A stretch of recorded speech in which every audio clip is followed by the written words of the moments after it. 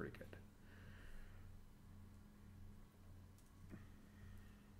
Oh, we are live.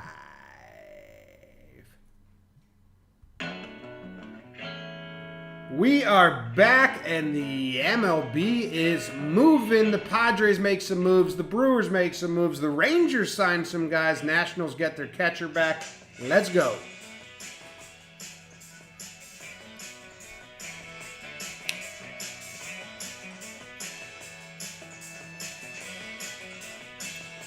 What's going on, everybody? Welcome back to another episode of Talkin' Baseball. I'm your host, JOMBOY, and my co-host, Jake, coming to you from Denver. I am in a hot apartment in New York City. Hot. Speaking of hot, Jake looking hot in his Vanderbilt hat, and the hot stove is kind of sizzling a little bit. It might not be the moves that we're all belly aching for, but we're getting some. They're feeding us scraps as we go here, Jake, which I'm actually pretty happy about when we compare it to last year. It's kind of a conversation I want to get into.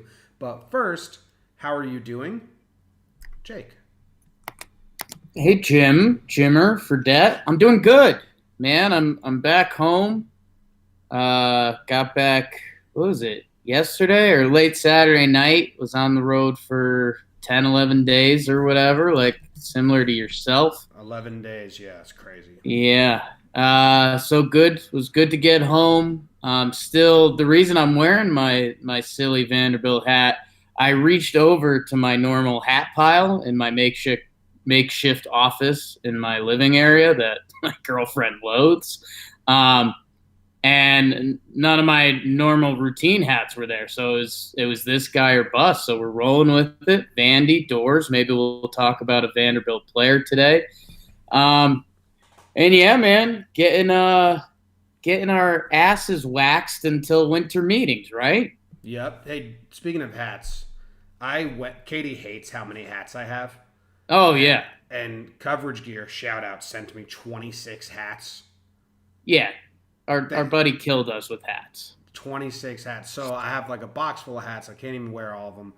And then I brought one hat on my trip to California. One hat on the 11-day trip. I came home with 6 hats because Easton gave me 2 and Coach Ballgame gave me 3. Yeah. I was like, I just accumulate hats everywhere I go. And we have someone sponsoring our winter meetings trip, so I got a hat from them to wear too. You know, it's a hat life for me. And the people on Reddit, I did an AMA. Jake, I'm getting a lot of compliments on my hair. I've never gotten compliments on my hair before. You just complimented it, so. Dude, your hair looks fantastic. What did you do? Did you shower? Did you get it cut recently? Yeah, there's this place in Pleasanton, California called Cosmos, and that's right. You got it cut in California. Okay, good. You would think it's the worst haircut ever. They have 20 seats, like 20 active seats at all times, and it's walk in, and there's not a lot of English being spoke.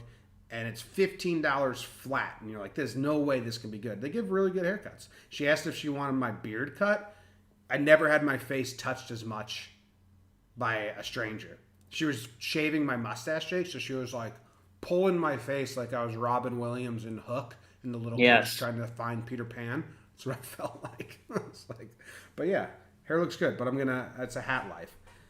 Before we get into everything, I haven't done this in a while, and I feel bad about it, and I need to. I need to shout out our patrons that are sponsoring this show. There's a lot because I'm backed up, but hang with me. We've been traveling. It's been a weird schedule for Talking Baseball. This is kind of back to routine. So we thank Colin Richard, Quentin Hubner, Graham Morris, Adam Wall, Sydney Mook. What's up, Sydney? Amanda Matola, Andrew Hawkins, Big Daddy Cool, Brian Mendonca, Alyssa Lee, Doug Trapp, Brady Alwine, Jack Shore, Jesse Pastier, Chris Ferry, Simon Spine, Zach McGlynn, Jeff Alonzo, Alex Olson, Coldy Miller, Haley Cotman, Nick Olton, Daniel, Martha Castro, Jeff Lucas, Zach Austin Cram, John's brother, Teddy Policki, oh, thank you, that's a secret friend, Dylan Cook, David Freeman, the Todd Father, and AJ Rod. Those are our most recent patrons that signed up in November. We appreciate you. It's $2 a month. Patreon.com/JOMBOYmedia. I know we've said this a lot, but this offseason we're getting a lot of things organized, and making the Patreon better for the people that support us is on my long list of priorities. So thank you to those people. We appreciate it very much. $2 a month to get live access. We got some people watching this live as I speak, and that's because they support us on Patreon. Jeez. All right. You talk for a second. I'm winded. I'm still lost in your hair, man. I was nervous because I was like, wait, did Jimmy get his hair cut before the Easton event? Because that would make sense. And then I totally forgot you had your little your little place in Pleasantville. So I'm good. I'm happy I covered my P's and Q's. I probably got to get a haircut this week. And yeah, man, just I'm ready to go. I'm excited. So we have a bunch of signings. I think the first half of the show we're going to talk about a bunch of the free agent signings. We'll go to a break. We'll talk about the big trade, kind of weird trade, and then we'll go to break and we'll talk about some of the odds and ends that are also happening. But Jake, in general, before we get into these signings, this offseason feels better than last offseason, correct? Like, this feels normal, and actually, we'll get into this. Guys are getting overpaid. Like, last year, no one was getting signed, and we feared no one was going to make money they deserved. I'm not getting that feeling at all with this offseason so far. Yeah, it's slow moving. It's still, I mean, we're getting something every couple days, which is nice. And again, I think our problem might be is that we've jumped into this world of baseball, and like you mentioned, I think our form of currency in baseball hat shows our growth in the industry.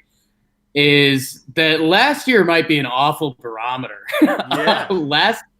last year was like atrocious, and I think it was because, and I think collusion got thrown around, and I'm not sure if collusion is the exact right word, but I do think that there was something going on in free agency that either all of these guys were working with companies or all of these guys hired nerds from the same background, that we heard those stories that like guys weren't getting free agent offers all off season, and then someone was on a golf course and they got like 2 offers on the same day and it was the exact same offer. Yeah. So I'm interested when we go to winter meetings, which, by the way, I know I've mentioned that briefly a couple times, but check us out. We're going to be doing a ton of fun stuff there. I want to talk to when we corner a couple of the big guys and be like, did MLB send out a memo or was there something said that like, hey, we got to get the ball moving on this because it's a totally different vibe. And it's a good vibe. Are there less teams tanking? Because we've really seen 3 teams make moves, right? The Padres just threw their hat into the we're making moves ring, along with the White Sox and why am I blanking on it? I mean, the Braves are the big outlier. Braves. Well, now the Padres have done a trade and a move. So I'm saying like the Padres were still kind of tanking last year. They got Machado, but that was their one big thing. Now they need their sprinklings. The White Sox are trying to get their sprinklings. They didn't get Machado. So maybe there's more teams competing. Yeah, I think there's maybe that's it. I'd have to go back to the drawing board and look at it a little bit. But I mean, you know, the Brewers are in on the trade with San Diego, and we're seeing a couple of the smaller signings. I know Stephen Voigt, our dude, but then Texas with Gibson. So I don't know. Like I think if you took the Braves out of it, like even if you took the Braves out, who they've had 6 or 7 signings. I think we'd still have more action than last year at this point. Yeah, a lot more. So let's start. Let's open things up. The Padres signed Pomerantz. We went over everything about the positions that were available, and we said relief pitching was a shortage. I said Pomerantz might be the number 1 pick for relief pitching, or up there. It kind of is.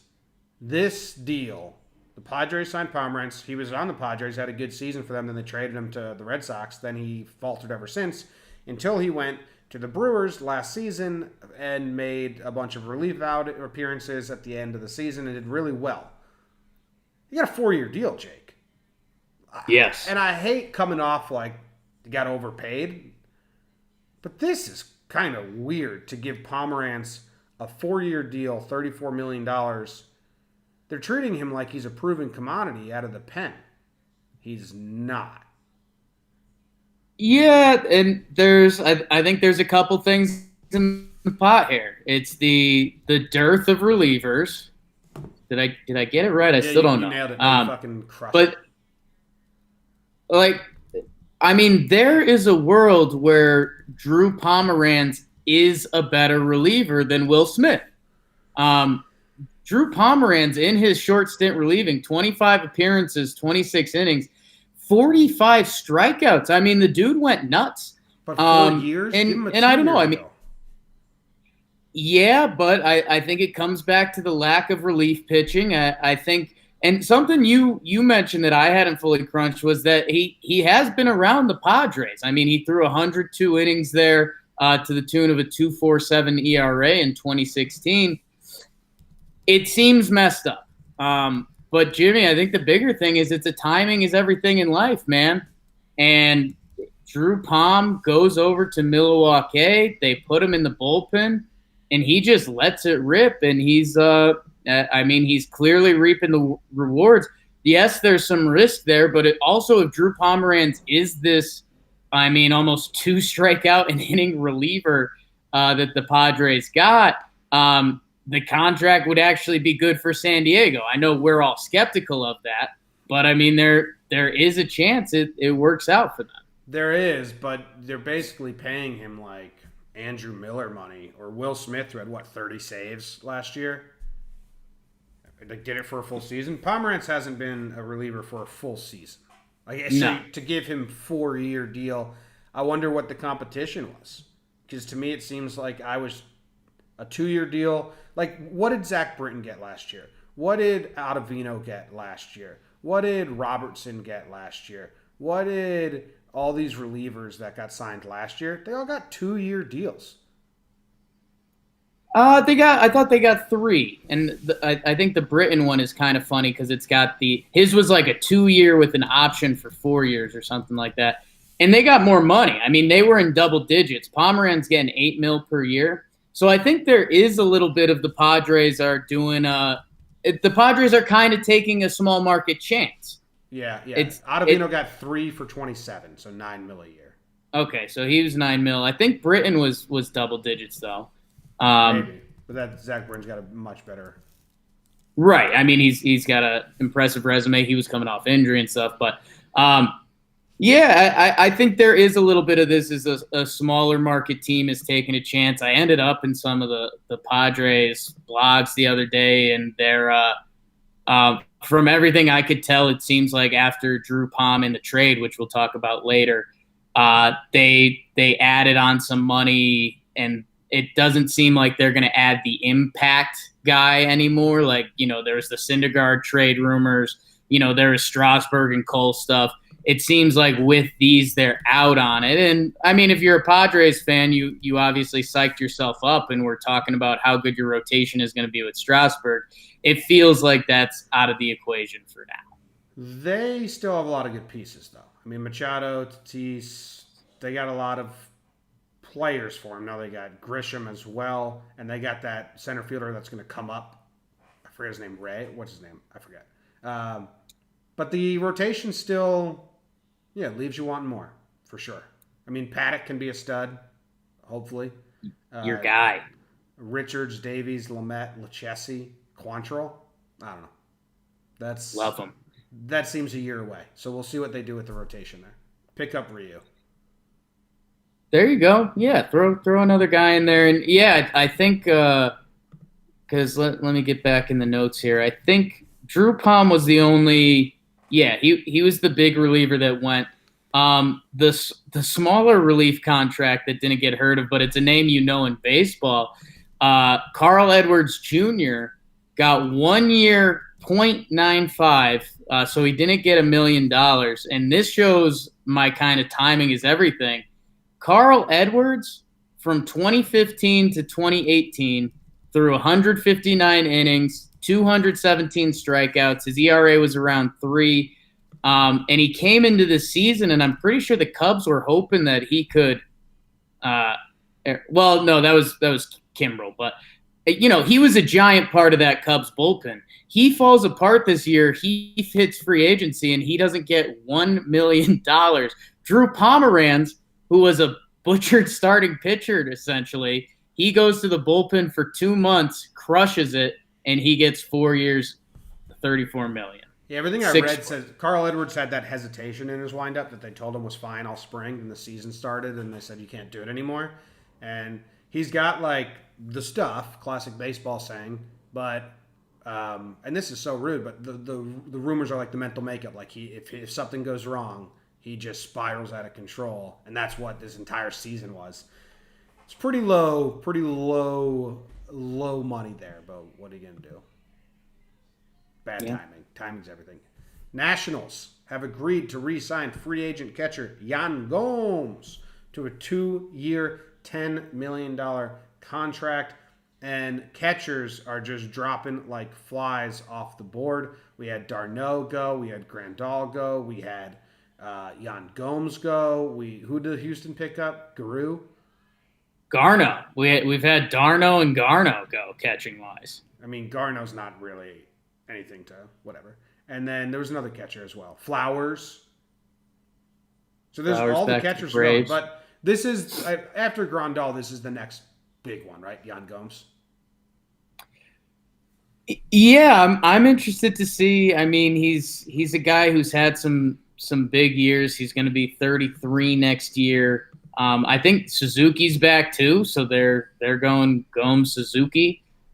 He wasn't great with the Nats.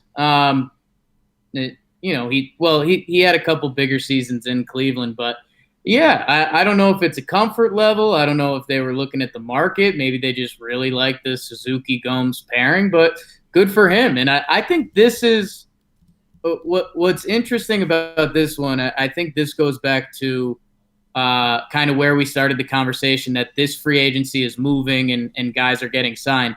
This is a perfect example of a contract that wouldn't have gotten done until spring training last year. Like Yan Gomes getting $5 million for 2 years. I mean, these were the contracts that it was like, hey, let's wait till Valentine's Day to throw it out there and see if he bites. And now, again, if you exclude the Braves, like a couple of these are happening, and it's good. It's how free agency should go. Yeah. You know who's left out here, though, with this signing? Chirinos. Who's left out here with this? Chirinos. Yeah, he's still out there. He doesn't have a home. He was expected to be the second most sought after catcher, and according to like a lot of experts, and you calculate the average, but then d'Arnaud jumps him. Gomes goes home and Flowers goes home, so it's kind of really hard to say like Chirinos got beat out because there's I don't know what you want to call it, like a kind of a bridge there anyway. But Chirinos, man, where's he going to go? Is there a market for him? His analytics, he's below average on everything offensively. Exit velocity, hard hit rate, pop time. Or that's defensively. Pop time below average, framing below average, sprint speed below average, WOBA, slugging, batting average. So his peripherals are terrible, but I thought someone would like him. Facial hair above average. Yeah, and I'll get into the catcher depth chart next episode, but there's still a few bodies out there. I mean, Chirinos, like you mentioned, Jason Castro had a really good year last year. Avila's a lefty hitting catcher. Teams normally fall in love with them. Russell Martin's still around. Austin Romine. We've wondered all year doing our Yankee stuff what kind of opportunity he'll get. And Martin Maldonado. And even your guy Cervelli's a free agent, Jim. I don't, he'll get invited somewhere. I don't know what kind of role he'll get promised. But, there's still some catchers out there, which I wonder if the catcher market slows down now and someone like Chirinos, who thought he'd get a kind of a solid end of career payday, if he'll be waiting for the invite.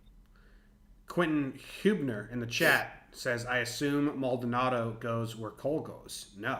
And that's actually an interesting thing. The old Gus from Perfect Game with Kevin Costner.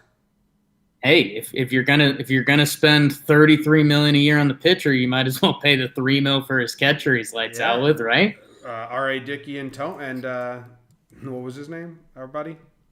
Oh, totally, Josh Tolley. Tolley. Josh Tolley. Except Josh Tolley said to R.A. Dickey, like, they weren't friends. He was like, nah. Like, I was his personal catcher, but he was a dick. Yeah, it's just the dude he threw that thing at. That's it. Funny.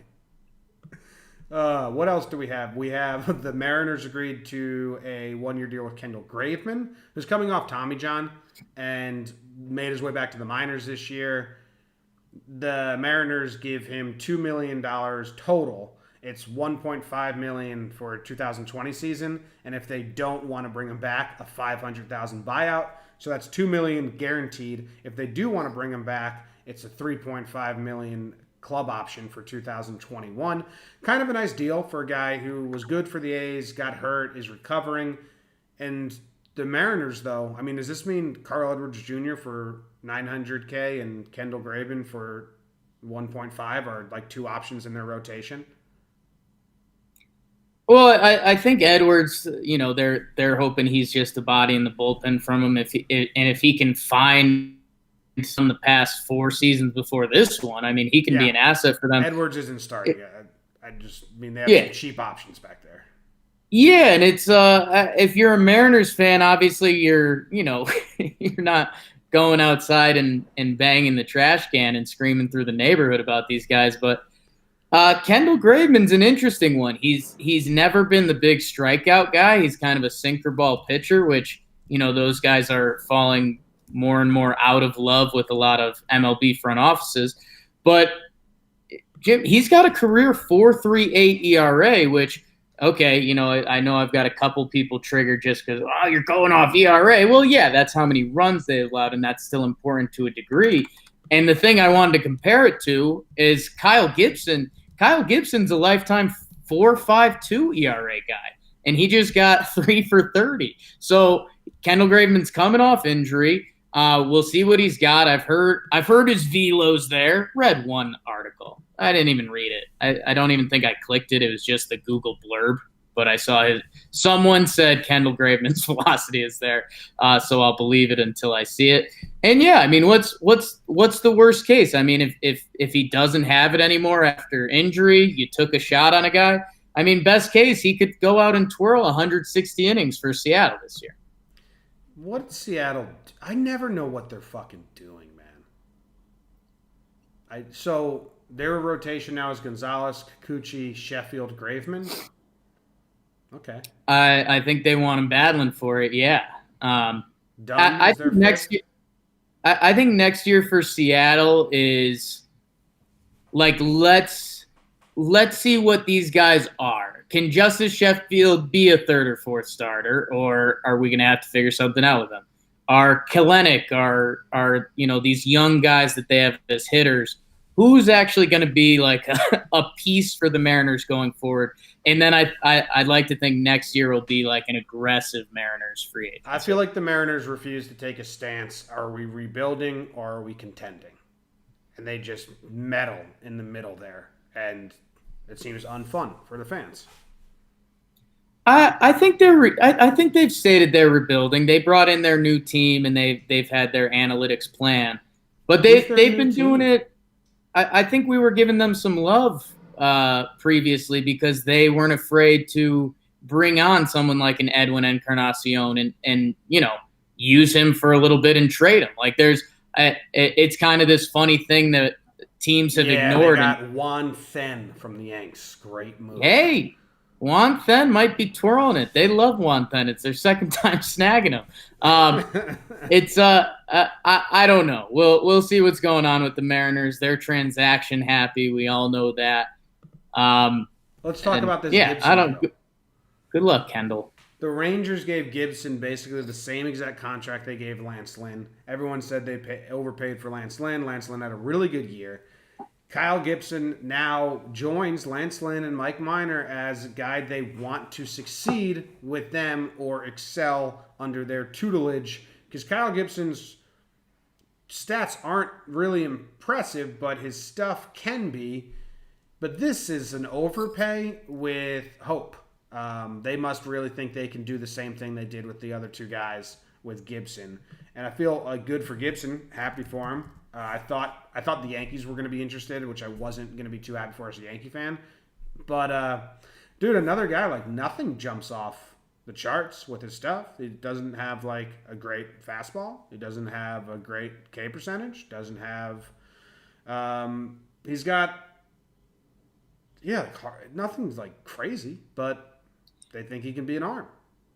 Yeah, I remember when we saw him this year, they were saying that his slider does have like It jumped some up. more. Yeah. Yeah, it ticked up, and maybe he's gotten into the analytics game or whatever it is. I think what they're paying for here is you're right. They believe in their special sauce. They they ticked Mike Minor up, they ticked Lance Lynn up, and they believe Kyle Gibson's one of these guys. And we also know the Yankees have tried to make trades for Kyle Gibson at the deadline a couple times. So there's something in Kyle Gibson's makeup that says we can trend him upwards somehow. And what keeps happening is it's also very similar to Lance Lynn, where he didn't get signed in 2018 for a while. He was at that spring training camp, with Cobb and shit. So he got off to a really bad start, finished strong. Fucking Gibson got E. coli last winter. So he was like deathly sick, lost a lot of weight, had E. coli. So now the Rangers are probably saying like, hey, he wasn't fully at his full strength. You should see him at full strength. Wow, this guy's he's awesome at full strength. Yeah, I think the other thing that's important is that Kyle Gibson eats innings, man, and there's value in that, even if they're not the best innings. Over the past 6 seasons, he's averaged 30 starts per year. He's pretty reliable to go out there. And Jim, he's not exactly your JOMBOY starting pitcher stat, but he gives you a chance. He never really got fully knocked around in games. He had a few starts where he gave up 5 runs or so. But basically, he's going to give you a start, and Texas thinks with a little bit of their magic, they can make him a little more Lance Lynn. And I don't know. I think the other reason you and I aren't fully stoked on this is we kind of talked ourselves into Garrett Cole, like new stadium, roll it out, Texas. You're stealing him directly from the Astros.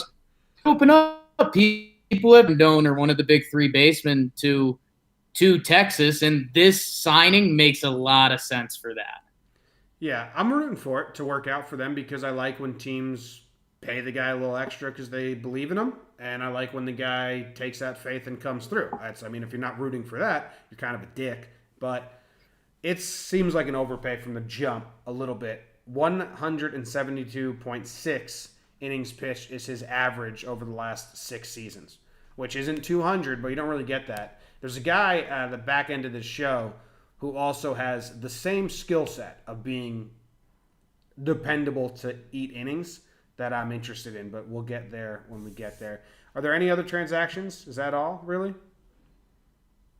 I'm trying to see. Stephen Voigt, he goes to Arizona, 1 year, $3 million. Yep. Good for him, man. He was like being a backup, and then he got his shot. He was crazy. I once attended a wedding with Stephen Voigt. Pretty nice. Yeah. Thoughts? It was nice. He was nice. He left early. Pretty nice. Okay. Yeah, I mean him again getting $3 million as a 35-year-old catcher. Good for him. The only other thing that was of note was Josh Harrison signed a minor league contract with Philly. And I don't know. I mean, he seems like a prototypical guy that if he has a solid camp and they need a little utility, he could make that team easily. He was with the Tigers, right? I believe he was with the Tigers. I forget if they released him or if they did anything with him or if they just let him. I mean, this might seem like a cop-out excuse for. I'm not going to blame Josh Harrison, a career vet, for not playing well on the Tigers last year. How do you get up for fucking that?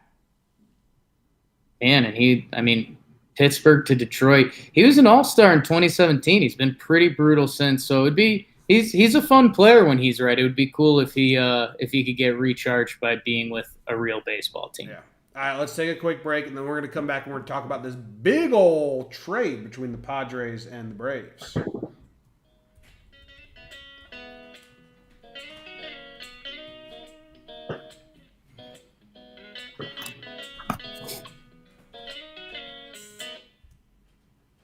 Trade alert, trade alert, trade alert, trade alert, trade alert. The first big trade of the offseason. This is what I mean. We had, we were just talking about like 4 or 5 signings. Granted, some of them are small, some of them are big-ish. None of them are huge.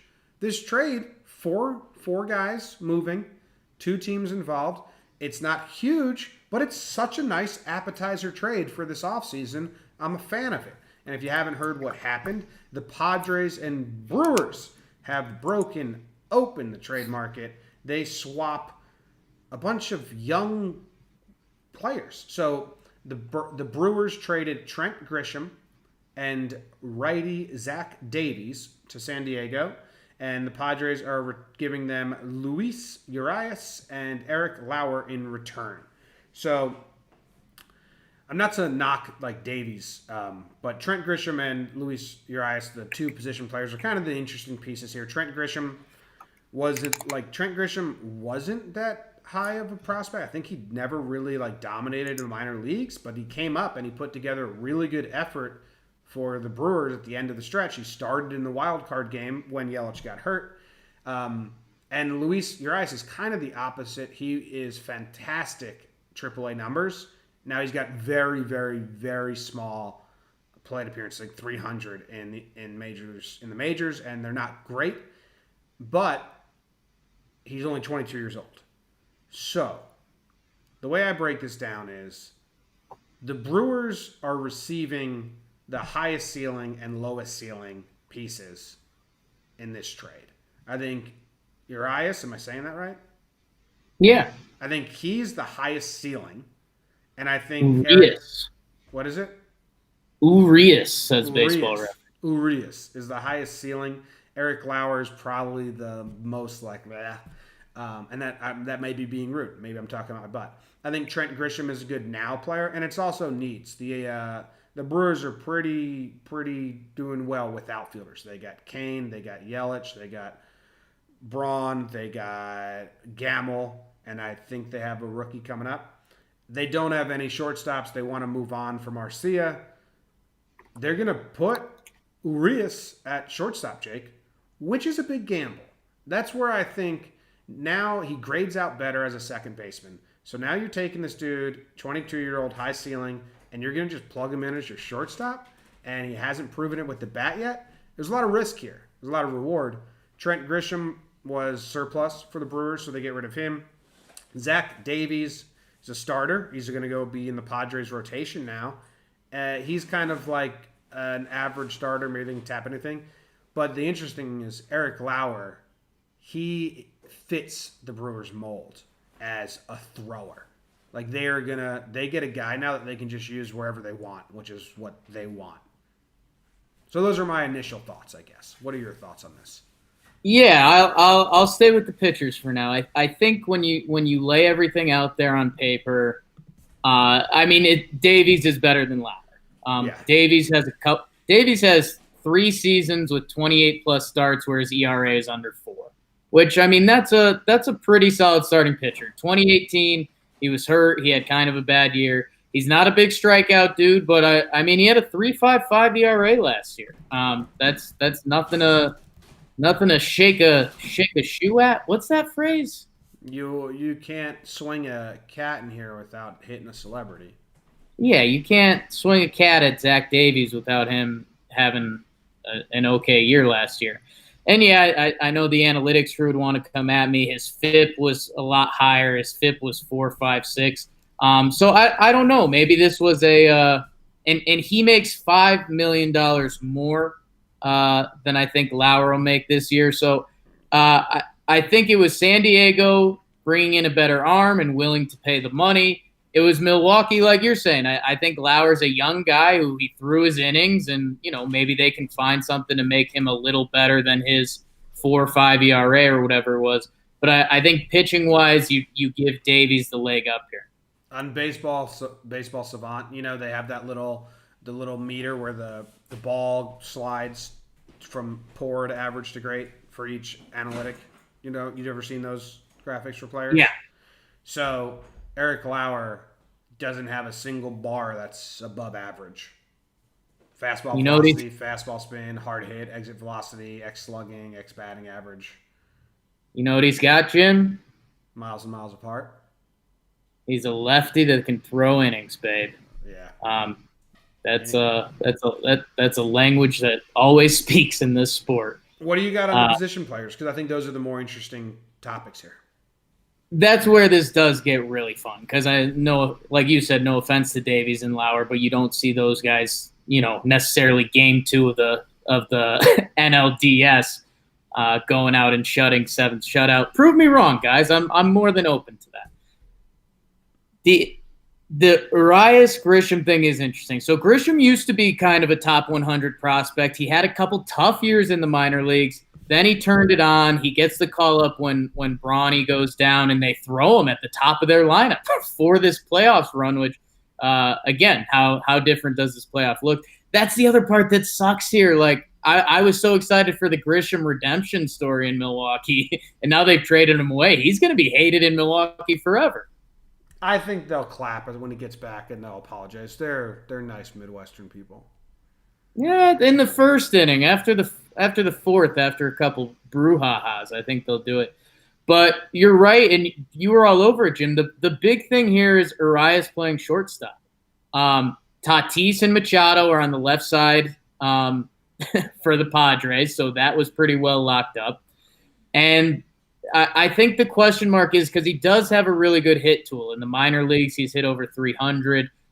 He's expected to hit. He's only played 83 games. The numbers aren't good, but he's, like you mentioned, 22, very young. It's going to be, can he play shortstop? And I think that's where the Brewers are taking a chance, and they clearly believe that. He's listed at 5'9". That's a little smaller than you'd like to see your shortstop, I think. But, hey, I like it for the Brewers. You're taking a chance. And, I mean, what's the worst case? That you have to slide him over to third base or something like that? I think I don't know. Maybe this is a mental thing that I need to get over, but it feels like if you have an infielder that can hit, that's still slightly more valuable than an outfielder that can hit a little bit. I don't know. I would be very interested to see how these trade discussions go down, because you're right. We normally don't get kind of when we see apples for oranges trades in the MLB, normally it's like, all right, well, you're going to get, this guy, he's 28. You're going to get him for a year and a half. Hope he does well for you. You give us a prospect, and maybe he pans out, and that's kind of the risk reward. These are 2 young MLB players that are going to be playing off the rip. Neither have accrued a year of service time either. So their contracts is basically an equal swap. Yeah. You don't see that a lot. It's just like need for need or belief for belief. Belief for belief. That must have been the scariest part in the trade room was and this is something that you've wrote me into a little bit, is teams don't trade the prospects they love. It just doesn't happen. Yep. So if you're San Diego and Milwaukee, I think you're both having kind of that standoff from The Office where it's like, wait, you're okay trading Urias? Well, you're okay trading Grisham, right? And it's just kind of like, I read somewhere that neither are highly thought of within their own organization. So it's just fresh start for both of them.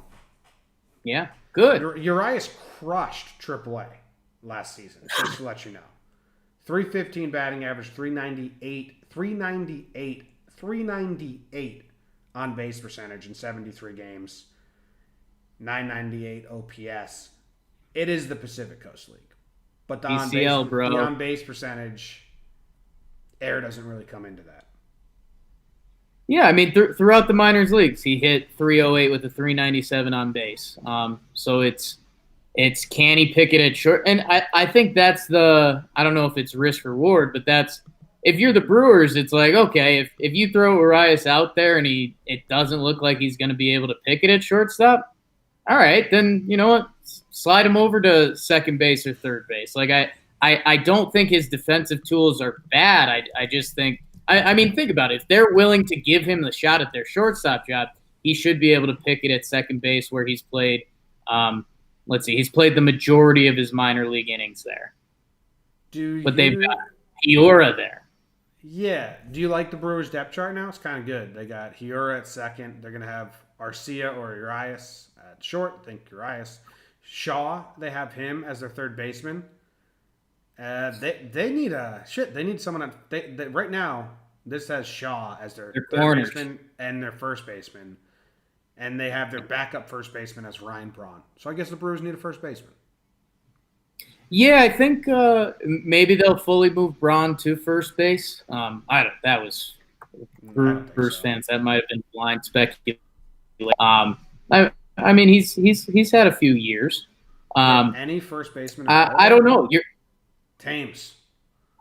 Smoke. See, Thames, who came from the Brewers. Yeah, they're a little thin at the corners right now. They need Travis Shaw to figure it out, man. He had a terrible year. Yeah, I don't know. Oh my God. Hey, the Brewers have two prospects, outfielders, Joe Gray and Corey Ray. That'd be cool. Corey Ray and Joe Gray. Corey Ray and Joe Gray. They roam. Move Bronny to first.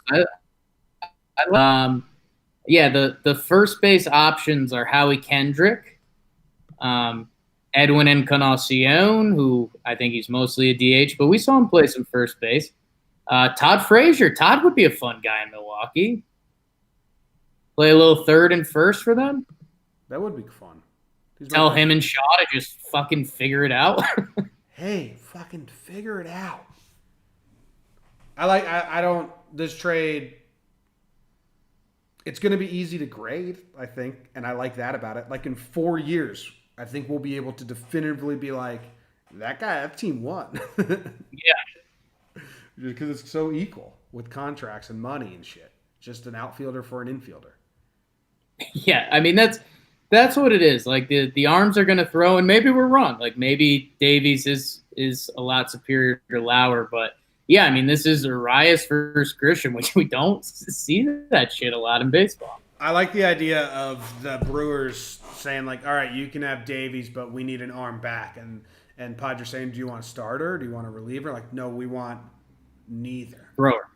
Give me a guy that can do everything. And they're like, well, Lauer, but, like, he's not that. We'll take him. Yeah. Okay. Cool. And if you're Lauer, I mean, look what just happened to Drew Pomeranz. You're stoked. Yeah, right? You get to be whatever you want to be. I'll do anything, Coach. Just give me that. So we're happy for everyone in this trade. Okay, cool. Let's take a quick break, and then we'll come back with some odds and ends.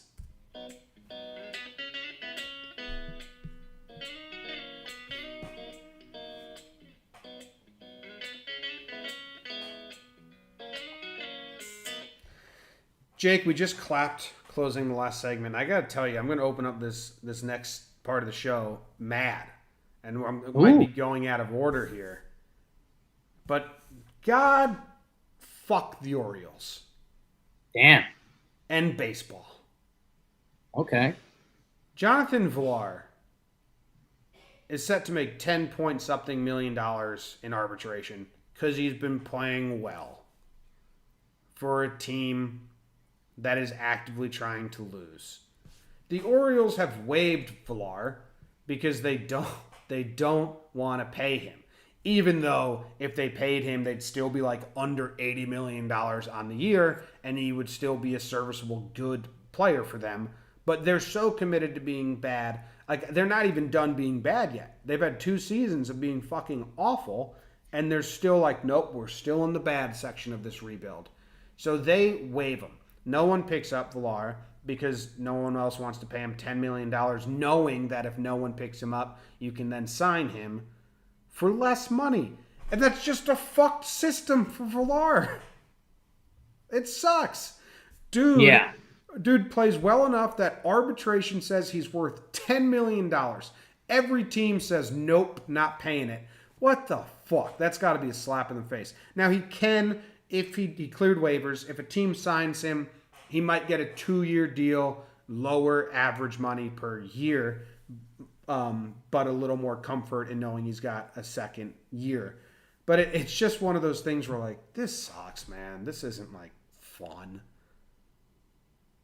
Yeah, the system seems to be a little bit off. And I think you're right. I think there's a couple positive spots to it if you are Villar, is that, I mean, you're essentially, you'd be hitting free agency earlier. And you can leave Baltimore. So in that case, you're right, and I mean he's coming off his best season as a pro. He had almost an 800 OPS. He played every game for the Orioles. I don't know. There's a spin zone there that he hits free agency earlier, and he can play somewhere he wants to play. But you're right. For what the system is supposed to be, it's completely broken. Yeah, I mean, and then the Orioles, now they're also trying to trade Dylan Bundy. Yeah. And I like him for that. That's smart. That's good. That's good because Dylan Bundy can be useful to another team. He has 2 years left on his deal, and his value's probably, I mean, it's not through the roof, but this is the guy I was saying, much like Gibson, he eats innings. He's a reliable pitcher. If you need a 4 or 5 that maybe he's got the arm talent and you believe that you can make his results better, he'll eat the innings and he'll go out there every 30 starts a year. So they're trying to trade Bundy, and I actually think that's a smart time for the Orioles to try and trade him and get him out of there. That's nice of them because he has seen all this shit. Remember when he didn't cover home last year and I did the breakdown on it and people were mad at him for not covering home? Then when you actually look at the breakdown, it's like, okay, yeah, he's right. Fuck that. So get him out of there. I'm interested to see who's going to want Dylan Bundy. A team will want him. And Jimmy and I get not a bad rap, but we're not big time prospect huggers. I like prospects, but they're not guarantees at all. I mean, you're very firm on your stance of like, hey, if you're getting some good MLB value, a prospect's a prospect. Dylan Bundy, 2013, was the number 2 prospect in baseball. 20 and then he kind of toiled around back and forth a little bit. As late as 2015, he was the number 8 prospect in baseball. He had some arm injuries. His stuff isn't what it was. And there's still some numbers to like about him. And I think what's funny, the first article when I just typed Dylan Bundy's name into Google to get his stats up there, it was, should the Minnesota Twins trade for Dylan Bundy? And that's one of those like, yeah, Kyle Gibson out, Dylan Bundy in. Now I'm rooting for that. Yeah. Dylan Bundy, I always feel bad for him because the Baltimore Orioles broadcast love to zoom really, really in on the pitcher's face. Like, just so zoomed in, massing, cut the shit. And Dylan Bundy's gets flush with red cheeks. He looks like our roommate in college after drinking vodka, And it's get him away from the Baltimore broadcast. It's bad for him. Don't send him to LA because they do that same shit. Okay, so we've ruled out Baltimore and LA for Dylan. He needs to go to a team whose broadcast doesn't like extreme close-ups. Okay. They were doing him no favors. I'll root for that. That's analytics. All right, the other odds and ends here. The Pirates hired a manager, Derek Shelton, Twins bench coach. So Twins got pillaged. All of their coaches are gone now. I retweeted the tweet about it. I'll bring it up for people that aren't aware of how many coaches the Twins lost because it's pretty funny. or sad or good? How would you categorize it? Yeah, I think it's it's supposed to be a sign of a good time of good things, but if you're a fan of the team, you're like, shit. Yeah. Okay. Their bench coach, they've lost their bench coach, Derek Shelton, hitting coach, James Rowson, assistant pitching coach, Jeremy Hefner, MLB or minor league hitting coordinator, Peter. That name can't be pronounced Fatsy, but it looks like it could. So I'm going to say Peter Fatsy. And their catching coordinator, Tanner Swanson. So good for the Twins, bad for the Twins, however you want to view that.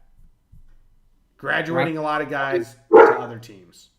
Rocco Baldelli's manager of the year carries on. Is the window washers outside your window?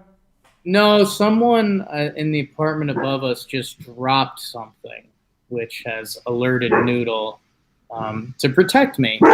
Good.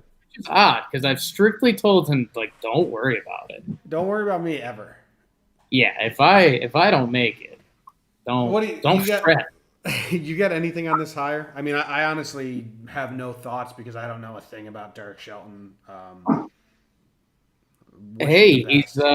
I hope they give him a lot of leash because Pittsburgh.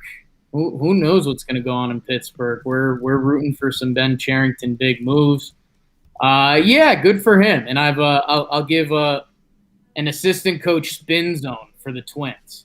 I've heard this spun two different ways. There's the classic way of if your team loses their assistant coaches, it becomes like kind of a cop out, like, oh well, we had new coordinators this year. You know, it was tough for the team to put it all together. We lost, 3 important coaches. The other spin zone I had, and this was from the Patriots in Alabama, which is probably just tied to their head coaches, people. But they said that their assistant coaches changed so much that it's a good thing for the players because they get new and different coaching. So there's your twin spin zone. Cool. This guy Shelton was the hitting coach for the Rays. And I wanted to see if he was the hitting coach for the Rays when Trevor Plouffe was there, because Plouffe we had Plouffe on the show. It'll drop Wednesday. And he was talking about the hitting coach while he was on the Rays, but it's not this dude. He got fired in September of 2016, and Plouffe was on the Rays in 2017. So never mind. Don't even worry about it. Damn. Don't even. Shohei Ohtani was cleared yesterday to begin throwing off the mound per GM Billy Epler. He'll do that and then be good to go for the season, hopefully. That's kind of cool for the Angels. They still need another arm, though. They need so much. Oh, my God. Yeah, man. Don't go look at the Angels' pitching depth chart. They got Pablo Sandoval as the 6th. Let him rip. Patrick Sandoval, my bad. Yeah, I think Haney's kind of your classic lefty in the rotation. They're hoping Ohtani comes back. They're going to sign someone. It's what quality. And I feel like I'm missing someone. But they said if they sign a major free agent, they're going to be one. If they sign a major free agent and Ohtani's healthy, they're a starting pitcher short.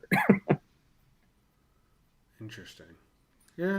Yeah, they need a pitcher. All right. And their lineup's not great. What have you been doing, Angels GM? Dude, their depth chart right now is Trout and a bunch of people. You don't matter. You have a cheat code in center field, and you essentially have nothing else.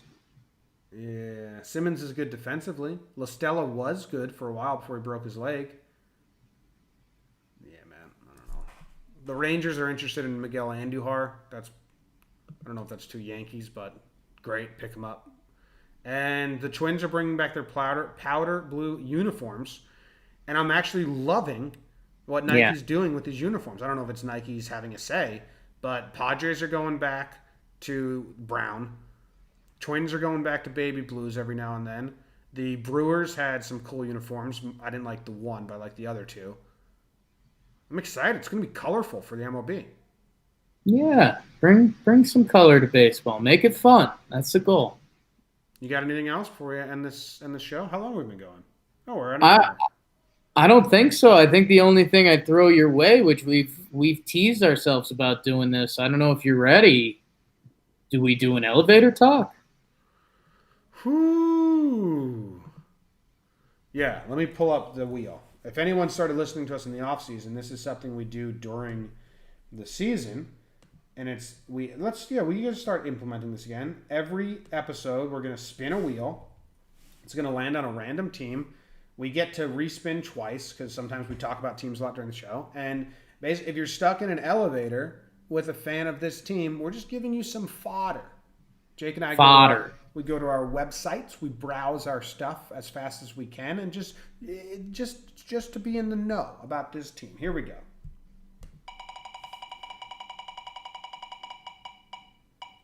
New York Yankees. Who? The New York Yankees is what it landed on. You want to do it? I'm not well versed, but the Yankees currently they need another starter. They have 5 guys. You need 7 guys going into a season.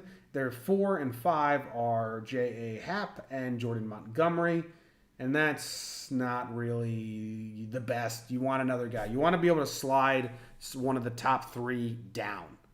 They need a starter that's going to slide Paxton down, Severino down, Tanaka down. At least one of them. Hopefully 2.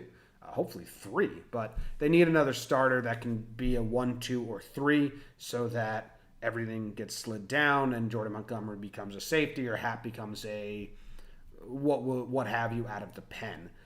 They lost a lot of leadership, kind of, if Gardner doesn't return. And if Betances doesn't return and Sabathia retired. So there's a lot of the old guard that's been around, been in that room for 8 years or so, leaving if Gardner doesn't return, but I think Gardner will. So that's interesting. The Yankees hired a new defensive catching coordinator. They poached a guy from Tanner Smith from the Twins, who just made Garver have a breakout season. So hopefully that can help Gary Sanchez stay focused defensively. They revamped their entire pitching coordination. They fired every single pitching coach in the organization besides the AAA guy and brought in entirely new guys. So that's something. Is there anything fun about the Yankees? Do people care? I feel like people hate the Yankees so much they don't care about this. I don't know. I think your pitching thing, if the Yankees fans are really hopeful that they sign Cole or Strasburg, I know that sounds obvious, but what Jimmy was saying, and it made my eyes light up this offseason, is like Severino, Paxton, Tanaka as your 1, 2, 3. You're like, yeah, that's a good rotation.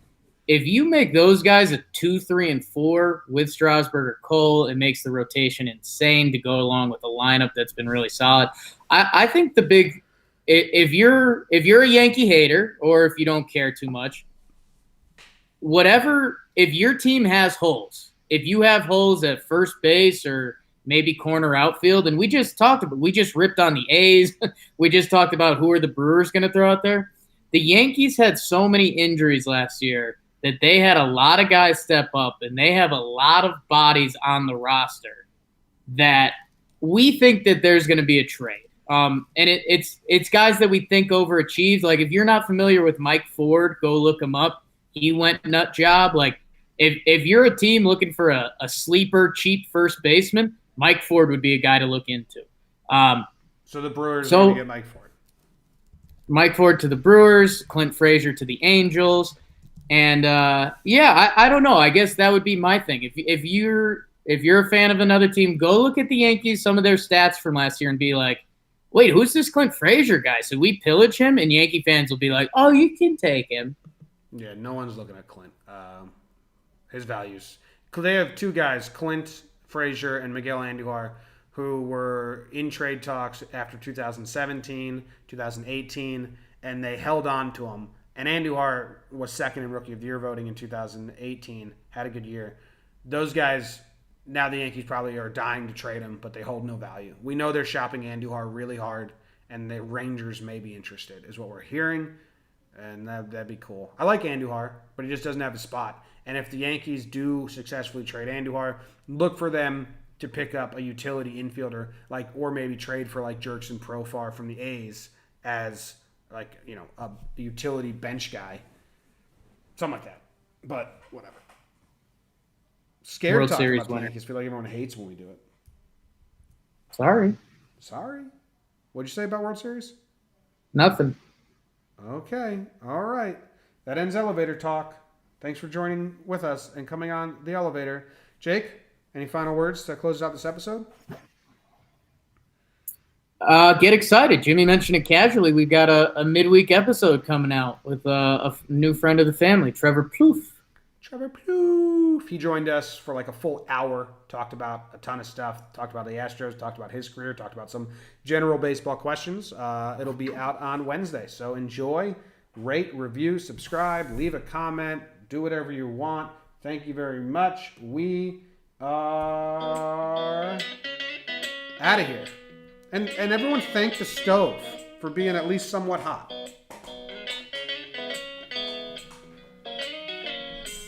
Jake sucks.